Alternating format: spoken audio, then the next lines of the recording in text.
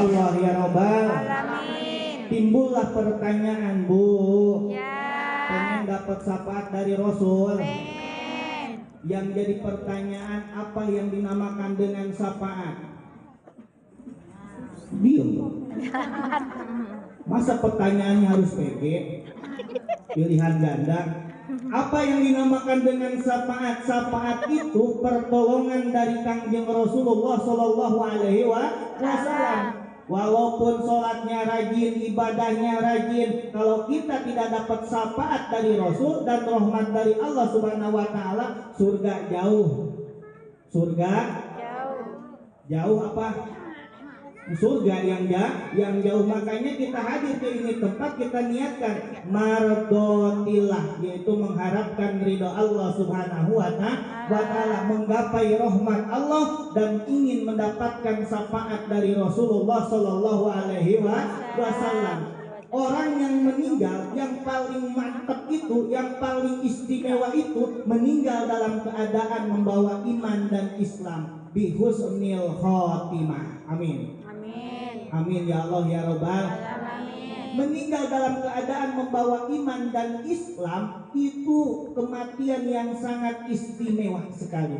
Makanya kita sering berdoa, Allahumma inna nas'aluka bihusnil khotimah. Tahu ujungnya ya.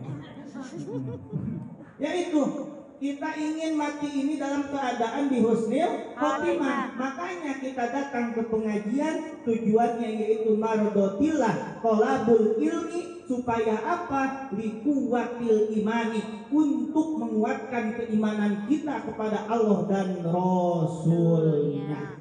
Rasul. Sebab kalau iman kita itu nukus wajiadah, kadang-kadang berkadang lagi. Kadang-kadang bertambah, kadang-kadang berkurang, tapi kebanyakan kita mah berkurang. Biasanya ibadah rajin itu kalau lagi senang apa lagi sedih? Oh, sedih katanya. Iya, itulah. Makanya kita berdoa sama Allah Subhanahu wa Ta'ala, ini yakin yang ada di ini tempat semuanya ibu-ibu sholihah ahli surga semuanya. Amin. Ya Allah ya Rabbal Alamin. Ya. Kemudian kita ke ini tempat, kita niatkan yang pertama yaitu mardotillah, mengharap ridho Allah Subhanahu wa Ta'ala, menggapai rahmat Allah dan ingin mendapatkan syafaat dari Rasulullah Shallallahu Alaihi Wasallam. Sebab tolabul ilmi ini sudah diwajibkan oleh Allah dan juga sudah diwajibkan oleh Rasulullah. Tolabul ilmi faridatun ala kulli muslimin wa muslim, wajib bagi muslim laki-laki dan juga muslim perempuan. Sedangkan definisi wajib mayusabu ala fi'lihi wa yu'aqabu ala tarkihi, dilaksanakan mendapatkan pahala dan ditinggalkan mendapatkan dosa. Makanya ibu datang ke ini tempat yakin mendapatkan pahala di dunia wal akhirah. Amin ya Allah ya Rabbal Alamin. Para jamaah yang dimuliakan oleh Allah Subhanahu wa Ta'ala. Kemudian kenapa kita bisa menghadiri ini tempat? Sebab dengan kudrat irodatnya Allah Subhanahu wa Ta'ala, dengan kekuasaan Allah Subhanahu wa Ta'ala, pada dasarnya kita ini la haula wala quwata illa billahil aliyil. 1 2 3, la haula wala quwata illa billahil aliyil. Manusia itu dasarnya la haula, tidak ada daya untuk melaksanakan ibadah kepada Allah Subhanahu wa Ta'ala, wala quwata, dan tidak ada kekuatan untuk meninggalkan larangan Allah Subhanahu wa Ta'ala, illa billahil aliyil azim, terkecuali dengan tolongan Allah Subhanahu wa Ta'ala. Makanya kita bisa melangkahkan ke ini tempat ini berkat kudrat irodatnya Allah Subhanahu wa Ta'ala. Alhamdulillah.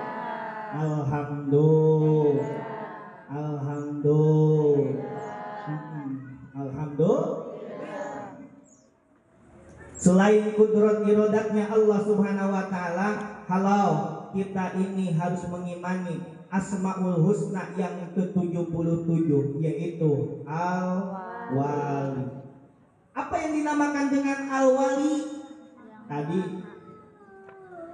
Kemarin saya sempat membaca salah satu kitab di Asmaul Husna. Ternyata dari kata Al-Wali ini, sebab kata guru saya, kata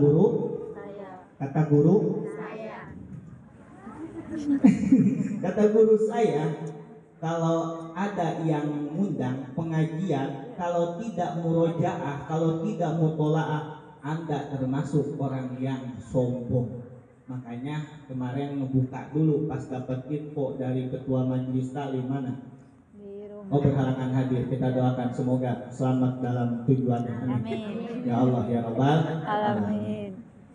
Langsung mendapatkan info tentang Asmaul Husna Al-Wali. Kemudian saya membuka. Apa katanya? Membuka dan membuka. Membuka apa? Bukan kita. Pertama saya membuka baju koko karena gerah. Panas. Sebab panas sekali cuaca hari ini. Ya ya. Panas ya. Panasan mana sama omongan tetangga? Langsung kemudian saya membuka kitab bernama Bi Asmaul Husna. Kemudian langsung dibuka ke Asmaul Husna yang 77, yaitu Al-Wali. Apa artinya Al-Wali? Ini ada 3 arti.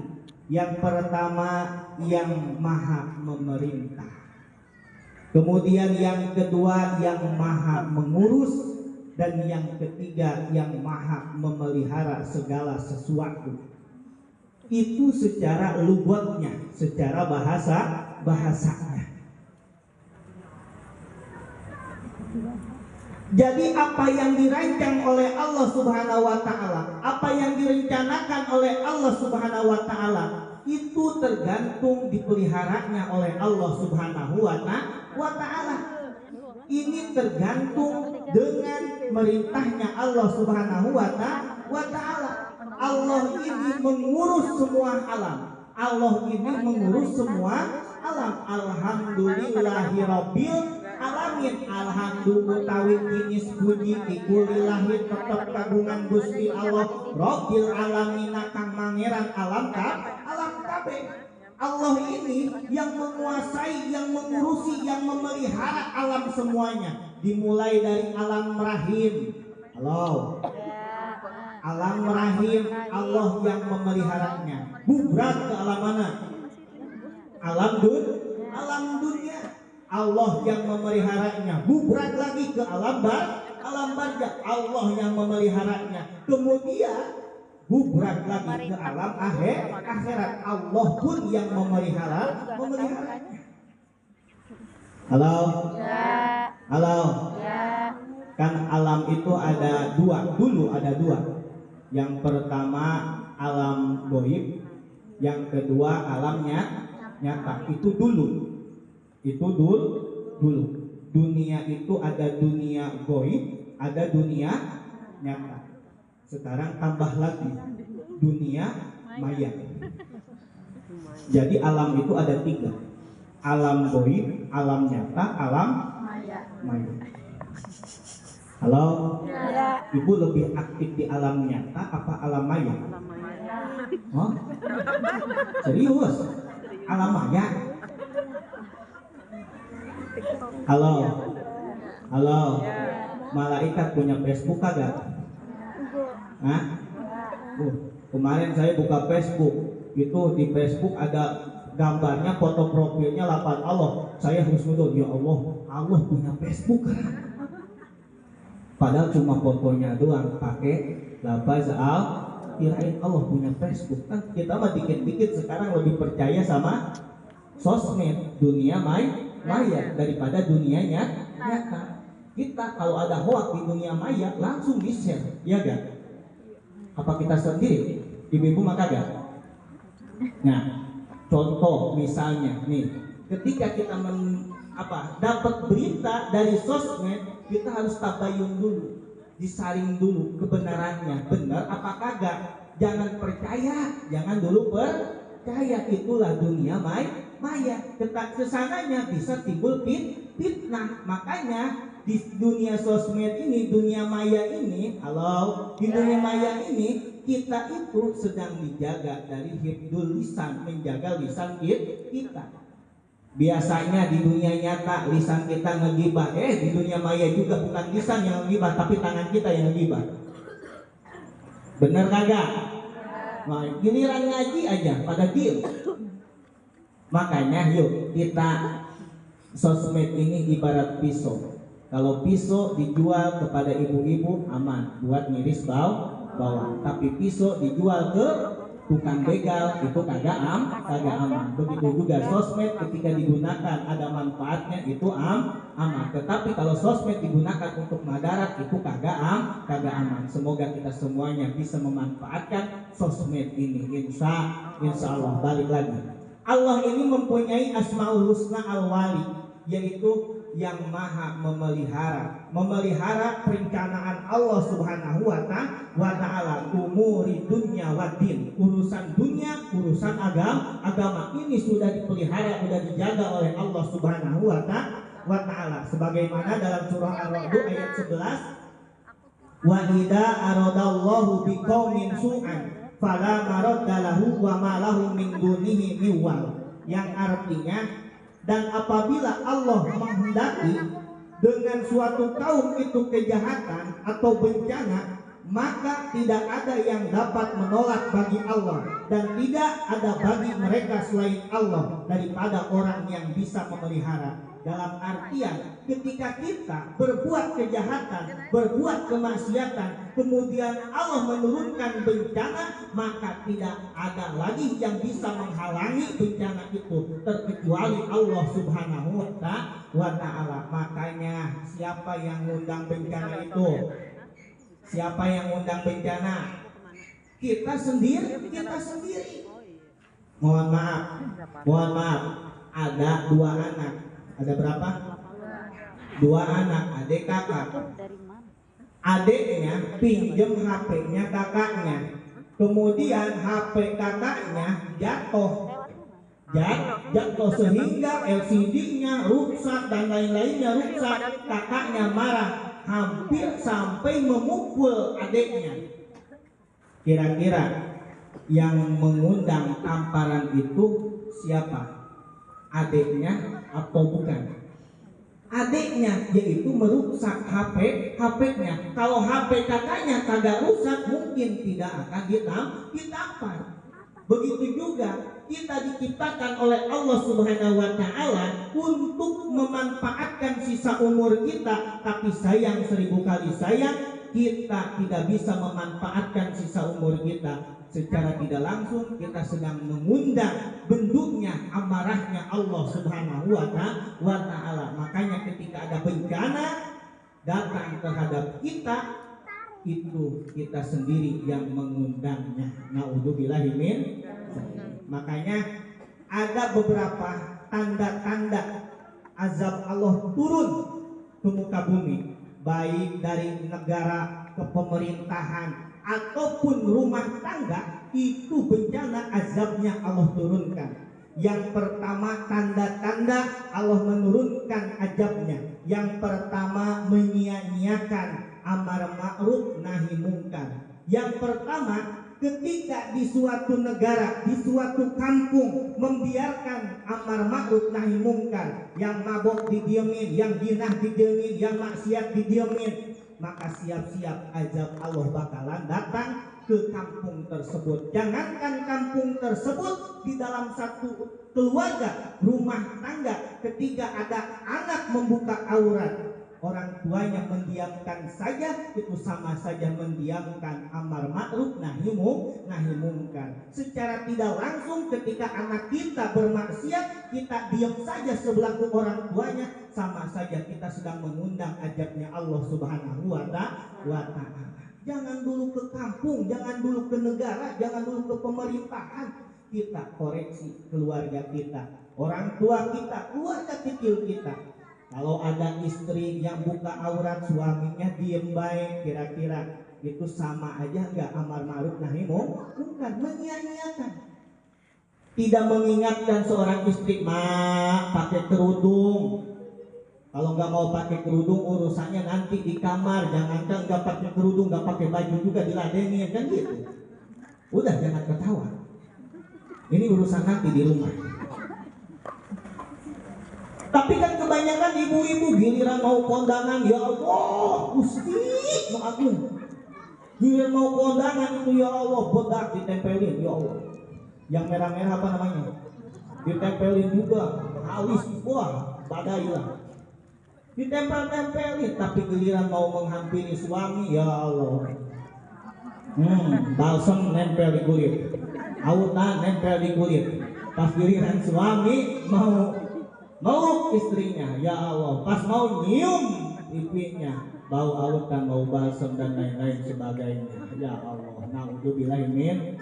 Ya, tapi bukan ibu-ibu di sini, di Singapura ini, ya, di Singapura. Jadi ketika kita menyia-nyiakan amar ma'ruf nahi munkar, kita saling nipu, saling menjolimi, saling menjelek-jelekan, saling menghinakan. Padahal dalam Al-Quran tafsir As-Sawi Al-Jalalain itu dijelaskan, mohon maaf, Allah tidak akan menurunkan azabnya ketika orang masih tidak melaksanakan sholat, tidak melaksanakan ibadah puasa, tetapi Allah menurunkan azabnya ketika orang-orang mulai saling menjolimi sesama manusia,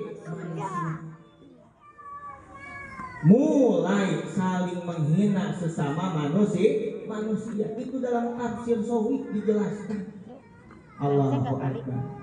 Tetangga sama tetangga kagak akur, jangankan tetangga, saudara sama saudara kagak akur. Siap-siap azab Allah bakalan turun terhadap keluarga tersebut. Begitu juga ketika kepemerintahan, pemerintah tidak bisa mengayomi masyarakat sehingga masyarakat tidak bisa menghormati pemerintah. Siap-siap sama saja kita sedang mengundang azabnya Allah Subhanahu wa ta'ala. Makanya harus saling tolong menolong dalam kebaikan agar azab Allah jauh dari kita.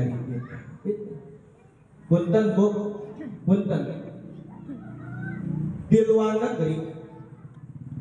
negeri yang mayoritasnya itu non muslim tetapi menerapkan nilai-nilai Islam, menerapkan nilai-nilai Islam. Saya sempat ikut pengajian. Ada salah satu kiai guru bercerita seperti ini. Ketika beliau sedang ke Singapura, kemana katanya? Singapura. Pernah ke Singapura? Nah, dari sini naik angkot 17, Bu. Yang ke Singapura. Kemudian beliau itu mau nyari rumah makan. Datanglah ke suatu rumah makan, kemudian di situ ada pelayanan. Beliau cuma memakai peci, berarti menandakan muslim. Tetapi yang di sana Singapura itu mayoritas itu bukan non muslim, kebanyakan non muslim. Masuklah ke restoran tersebut, yang disampaikan pelayan itu, mohon maaf, ini makanannya haram, ini makanannya haram. Kemudian guru saya bertanya seperti ini, yang halal di restoran mana? Orang tersebut bukan hanya menunjukkan saja, tetapi mengantarkan ke restoran yang halal. Itu salah satu penilaian nilai-nilai Islam yang menerapkan. Padahal kebanyakan di sana non muslim, tapi menggunakan mempraktekkan nilai-nilai agama Islam. Lah kita orang Islamnya tidak mempraktekkan nilai-nilai Islam. Mohon maaf, kita bangga anak kita itu hafal juz amat, tapi tahu gak maknanya? Bisa gak mempraktekannya Al-Quran tersebut? Itu yang paling susah. Jadi orang yang di sana Singapura non muslim itu tidak tahu Al-Quran, tapi mempraktekkan apa isi kandungan yang ada dalam Al-Quran. Itu hebatnya orang-orang non muslim. Lah kita orang muslim tidak bisa menerapkan nilai-nilai agama Islam. Kenapa? Di luar negeri ketika ada muslim mau masuk ke restoran, mohon maaf, ini makanan haram, kemudian diantarkan ke tempat makanan halal. Lah kita makanan yang harusnya halal dijadikan haram. Tukang bakso dagingnya bisa jadi haram. Ya, kemudian barangnya hasil turian.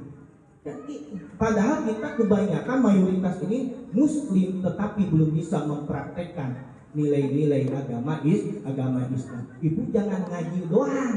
Kita cuma bisa ngaji doang, tapi beres ngaji ya udah jahiliyah lagi. Jahiliyah lagi. Oh iya di pengajian. Iya. Datang aja ke rumah ya udah jahiliyah lagi. Ini mah yang ngomongnya.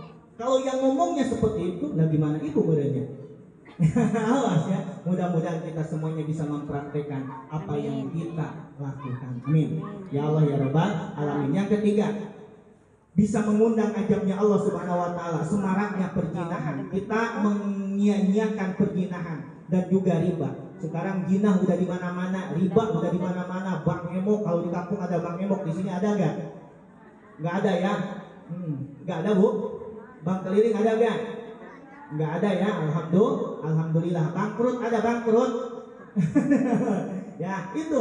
Kita membiarkan perjinahan di mana-mana, riba di mana-mana. Sama saja kita sedang mengundang ajabnya Allah Subhanahu wa taala. Yang keempat, menghinakan orang-orang yang dimuliakan oleh Allah Subhanahu wa taala. Siapa orang-orang yang dimuliakan oleh Allah Subhanahu wa taala? Yang pertama, dzurriyyatuhu, yaitu dzurriyyah Nabi, keluarga Nabi, keturunan Nabi, para habaib dan para syarifah. Itu yang dimaksud dengan orang yang dimuliakan oleh Allah Subhanahu wa taala. Yang kedua, orang yang dimuliakan oleh Allah Subhanahu wa taala yaitu para alim ulama yang ikhlas menyebarkan agama Islam.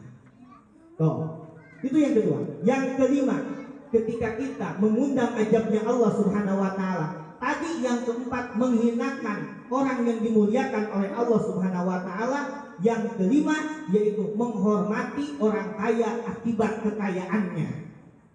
Kita hormat terhadap orang kaya bukan karena ketuaannya, bukan karena ilmunya, bukan karena apa-apanya, tetapi karena hartanya. Giliran hartanya kagak punya, kita nggak hormat lagi. Banyak yang kayak gitu di sini, banyak. Giliran ada orang kaya, ya Allah disambut. Ada orang kere aja didiemin. Banyak yang kayak gitu. Banyak. Nah, itu sama aja. Kita salah satu lebih hormat terhadap dunia. Jadi menghormati manusia itu, orang itu dilihat dari kekayaannya, bukan dari umurnya. Kan udah dijelaskan dulu. Kita menghormati orang itu yang tidak dibolehkan menghormati dengan kekayaan. Yang boleh itu kita menghormati orang dengan umurnya, itu diperbolehkan. Oh, itu lebih tua dari saya. Yang kedua yaitu dengan ilmunya. Yang tidak boleh itu kalau kita menghormati orang dengan hartanya. Naudzubillah min dzalik. Itu ya. Kita harus bisa memelihara. Kemudian bagaimana hikmah kita mengimankan al-walinya Allah Subhanahu wa taala, yaitu dengan cara bisa memelihara nafsu kita, harus bisa menjaga hawa nafsu kita. Sebab kalau kita tidak bisa menjaga nafsu kita, maka timbullah 4. Yang pertama, sifat binatang, yang dalam pikiran binatang hanya makanan dan syahwat saja. Kalau kita tidak bisa menjaga sifat binatang tersebut, maka kita akan datang sifat subu'iyah, yaitu binatang buas, halal haram dihampas terus, rasanya ingin dendam, membunuh, memukul dan lain-lain sebagainya. Kalau kita tidak bisa menjaga nafsu kita sifat binatang, kemudian akan menjadi binatang buas. Dan yang ketiga, kalau kita tidak bisa menjaga nafsu kita akan menjadi syaitoniyah. yaitu selalu mengajak dalam hal kemaksiatan. Tetangga diajak maksiat, saudara kita diajak maksiat, semua orang diajak maksiat. Dan yang terakhir, ketika kita tidak bisa memelihara, menjaga nafsu kita, kita akan mempunyai sifat rububiyah, yaitu sifat ketuhanan yang ada dalam diri kita, yaitu sifat sombong. Akhirnya menduakan Allah Subhanahu wa Ta'ala. Akibat apa? Kita tidak bisa memelihara nafsu yang ada dalam diri kita. Catatan, dalam diri kita itu ada 4. Yang pertama nafsu. Nafsu ini yaitu sumber perasaan. Yang kedua yang ada dalam diri kita itu akal. Akal ini merupakan sumber pemikiran kita. Yang ketiga yaitu ruh. Ruh ini yang ada dalam diri kita sumber kehidupan kita. Dan yang keempat yaitu hati, kolbu. Ini adalah sumber mengambil keputusan. Makanya ketika kita mengambil keputusan, jangan lewat nafsu, jangan lewat akal, jangan lewat ruh, tetapi harus dengan hati. Sebab hati mengetahui mana halal dan juga mana haram. Makanya mudah-mudahan kita bisa menemani al-walinya Allah Subhanahu wa Ta'ala. Dengan cara apa? Dengan cara memelihara nafsu kita. Inna nafsa la ammaratu bisu. Nafsu yang selalu membawa dalam hal kemaksiatan. Insya Allah. Mungkin cukup sekian dari saya. Yakin ucapan banyak salahnya, tingkah laku banyak salahnya. Mohon dibukakan pintu maaf seluas-luasnya. Insya Allah. Ditutup dengan doa.